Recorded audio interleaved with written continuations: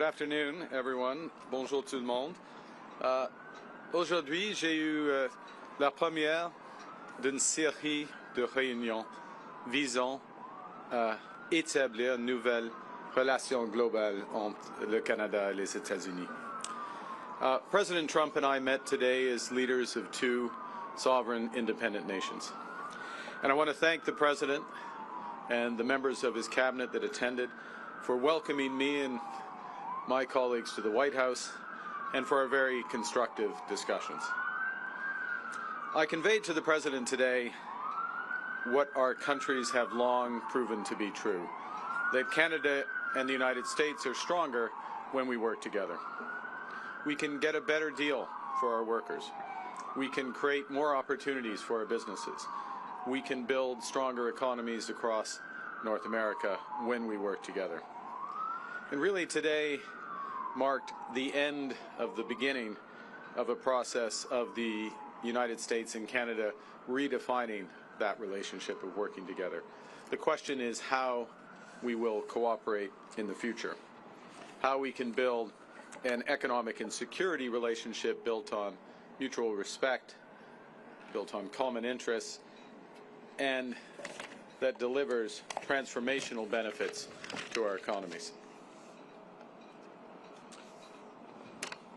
We had what I would describe as wide-ranging and, as I said a moment ago, very constructive discussions. We agreed to have further conversations in the coming weeks, and we are looking forward to meeting in person at the G7 summit in Kananaskis in Alberta. Now, while that's going on, in Canada, we will focus on what we can control. Alors, demain, je réunirai avec les premiers ministres pour un appel afin de faire le point sur les conversations que nous avons eues ici aujourd'hui et de discuter du travail qui nous attend. We are going to reinforce our strength at home. We will reinforce Canada's security for an increasingly dangerous and divided world. We will transform our border security in the Arctic, and our support for our allies around the world. We'll build an economy that creates jobs, grows incomes, and withstands shocks, when in fact the strongest economy in the G7, an economy that works for everyone. Nous allons bâtir une économie canadienne renouvelée, où tous peuvent réussir dans un monde qui est en train d'être profondément transformé. Nous allons bâtir les infrastructures qui permettront à nos entreprises de rejoindre de nouveaux marchés autour du monde. Et nous allons bâtir une seule économie canadienne, pas 13. We are masters in our own home, and we can give ourselves far more than any foreign government can ever take away. So now is the time to build, and based on the discussion today, to build at home and to build with our partners abroad, including the United States. Merci beaucoup. Thank you very much, and I look forward to your questions. Thank you, Prime Minister. We'll now begin the press conference. We'll begin with questions from the traveling delegation. First question, première question.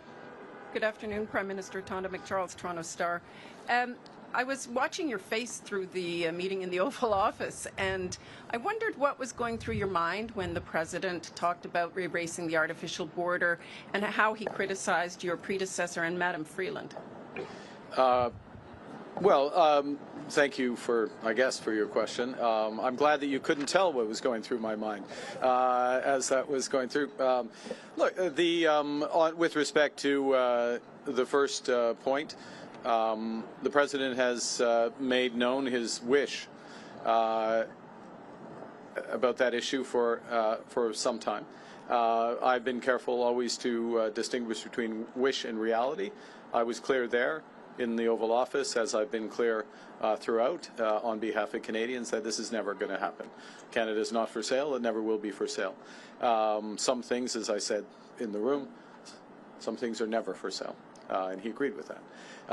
So I distinguish between the two, and then with respect to the importance of reestablishing a constructive relationship for negotiations of a partnership, of an economic and security partnership, which is what we were here for. I look forward, not back, and I think we established a good basis today. what gives you specifically any indication that the president is willing to renegotiate a new trade deal with you and drop tariffs? Apart from the fact that he said that he would, is willing to have that negotiation, I think that's the main thing. That doesn't presuppose the outcome of the negotiation. As I've emphasized, it's a complex negotiation. There'll be zigs and zags, difficult aspects to it, but the prospect is there. We discussed it in more detail, and as I said a moment ago, we'll be following up both between officials, but also he and I in the coming weeks. Thank you. Bon, sorry. Thank you.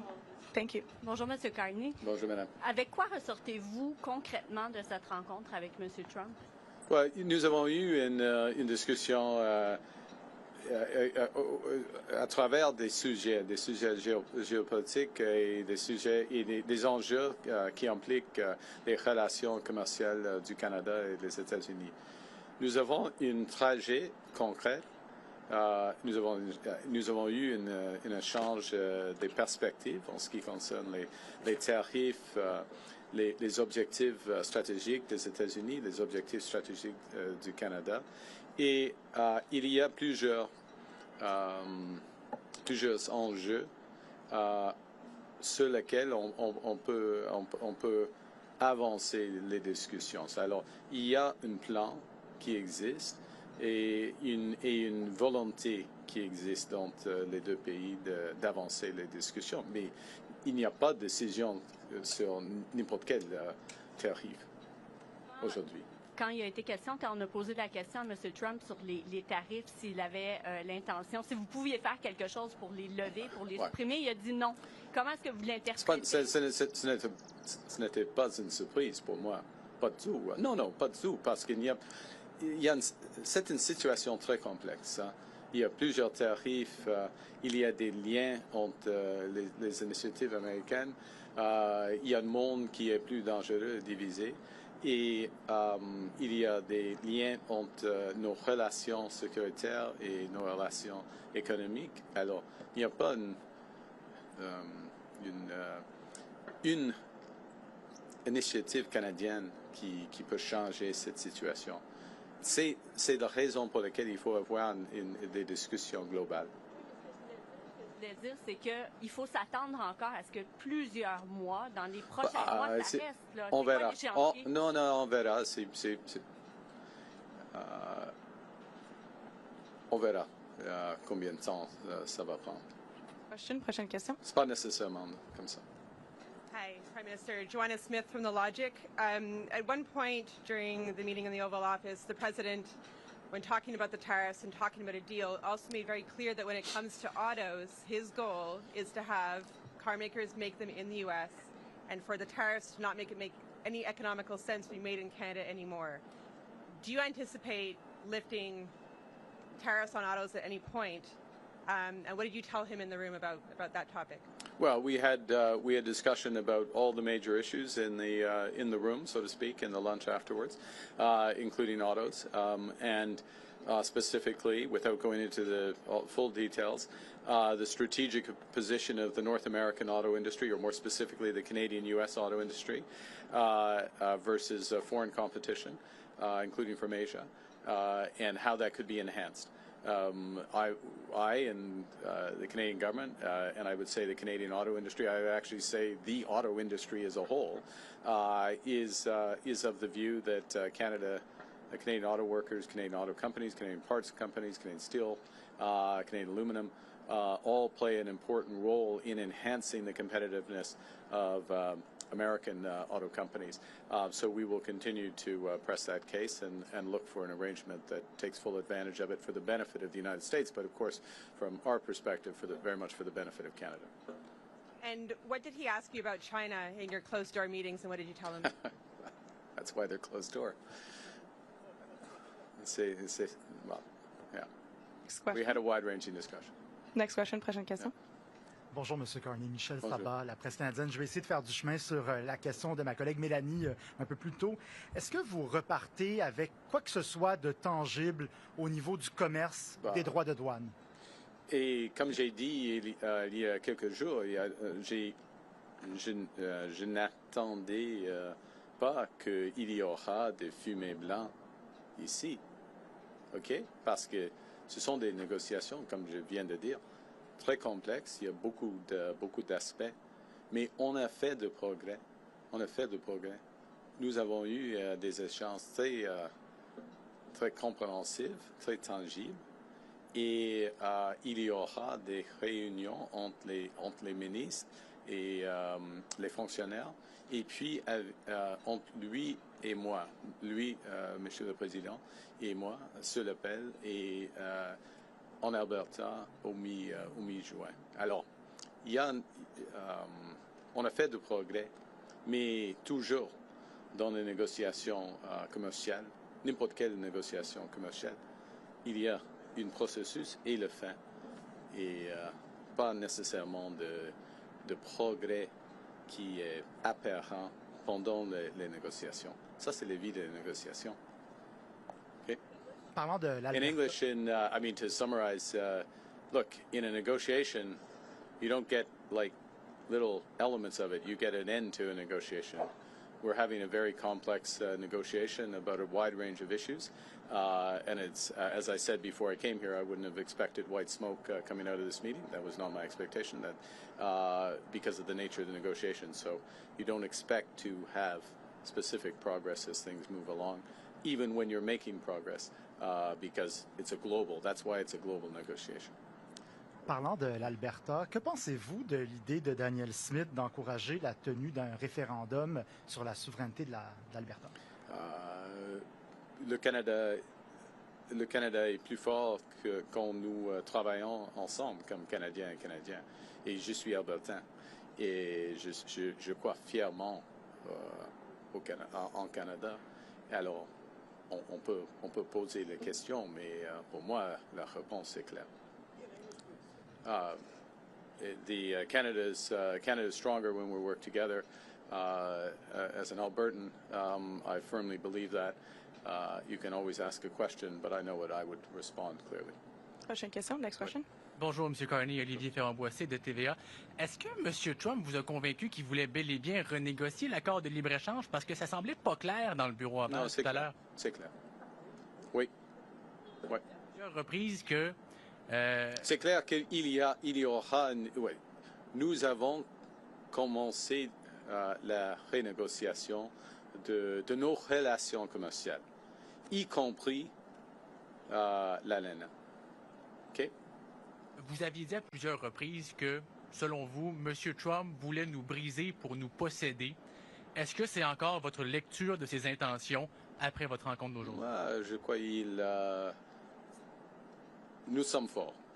Et le Canada devient de plus en plus fort, jour après jour, semaine après semaine, avec le nouveau gouvernement. Alors, il va être déçu de cette idée. Prochaine question. Next question. Good afternoon, Prime Minister. JP Tasker, CBC News. How are you? Hi. I'm well, thank you, JP. Good. How are you? I'm good. Good. Do you feel better or worse about Canada-U.S. relations after meeting with the President today? Look, it was a very constructive meeting. I feel better about the relations in the sense of, in many respects, one, the posture, if I can put it that way, or the positioning the President took towards us. Secondly, the breadth of discussion and how concrete the discussions were.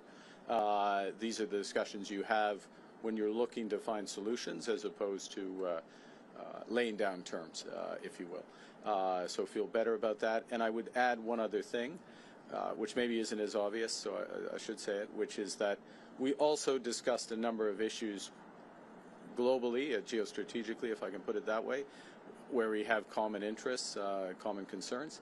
And that, of course, is a sign of a broader and very healthy, or a healthy relationship. Look, we have, JP, we have a lot more work to do. I'm not trying to suggest at any respect that we can have one meeting and everything's changed, but now we are engaged and very fully engaged. Good afternoon, Prime Minister. Ashley Burke, CBC News. What specifically did you say to President Trump about lifting tariffs on Canada? And based on your conversations, what do you think it would take to get those tariffs lifted, and how long could it take? Well, I can't answer the second part of your question because we don't make that decision. But certainly press the case in a number of areas where we think the tariffs should be lifted. And specifically, I'll give an example with respect to the scourge of fentanyl and the efforts, the considerable efforts that have been made at our border and behind the border in terms of raids as well. Huge investments in border personnel, in drone surveillance, Black Hawk surveillance, and then those are being reinforced, as you would have seen during the campaign, commitments to another 2,000 in effect 1,000 border guards through CBSA, another 1,000 RCMP, further efforts there. And what we're seeing is huge results for this. Canada's contribution to this problem, cross-border problem, was always very small, but it's down by over 90% with the efforts. And it is an absolute focus of the government. So that is an example of where we would see the case being very strong for the tariffs to be removed. We've made that case. We'll see where that goes. In other areas, the tariffs are, in our view, not in the interests of American competitiveness and jobs. We have more work to do on making those cases on that. Thank you. Pardon? Sur le fentanyl, alors, nous avons fait beaucoup de progrès en ce qui concerne le fentanyl. Il y a une chute. On a commencé avec un niveau très bas par rapport au Mexique. C'est moins de 1%, mais il y avait une chute le niveau, le montant de fentanyl. C'est presque 0,1% maintenant des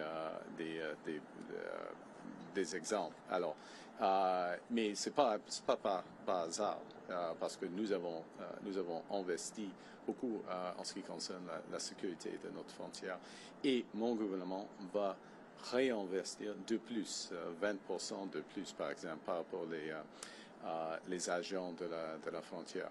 Alors, le cas pour enlever ou supprimer les tarifs de fentanyl est très fort maintenant.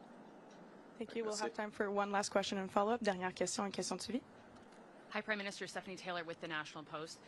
I heard you say, there's a difference between the President's comments around Canada becoming a 51st state as a wish versus a reality. You told him that Canada was not for sale. But many Canadians are offended and deeply angered by the fact that he keeps repeating this comment. So have you asked the President to stop calling Canada the 51st state? Yes. Today. Okay, specifically, what did you ask him? Exactly what you just said. But what words did you use? How did you ask him? Look, I gave you an answer. Do you have a follow-up? En français. What was his answer? Well, look, I don't know. He's the president. He's his own person. I would go back to showing the difference between a wish and a reality. We're very clear. I've been very clear publicly, consistently. I've been very clear in private. I was clear again in the Oval Office. Would be clear throughout. The president, he understands that we're having a negotiation between sovereign nations, and that we will only pursue and accept a deal that's in the best interests of Canada, not just in the short term, but in the medium and long term for Canada. J'ai dit, c'est pas utile de répéter cette idée. Je l'ai dit à lui, mais il est le président, il va dire ce qu'il veut. Pas, mais il y a une différence, une grande différence entre la réalité et la volonté, comme vous le savez. This will be the last question. Sorry, just last question. Okay. Steph didn't take a follow-up. So last question, please. Thank you. This is Paul Manga from the Wall Street Journal.